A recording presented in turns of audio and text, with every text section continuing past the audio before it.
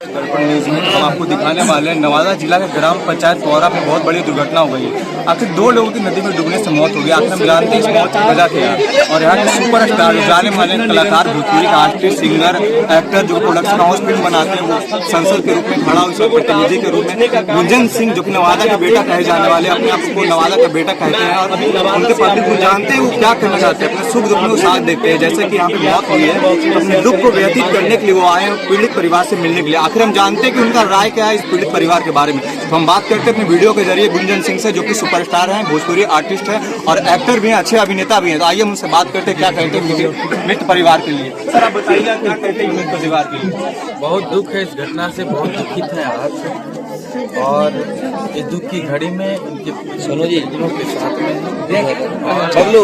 हैं, बहुत दुख के बाहर रहते हैं, बाहर से पौरा गाँव पहुँचे परिवार से मिले हैं और कहते हैं भाई के नवादा पे बहुत नवादा में घटना हो रही है। भाई कृपा बनाए कि पूरे देश में ही क्या कोई घटना ना हो और रक्षा करें।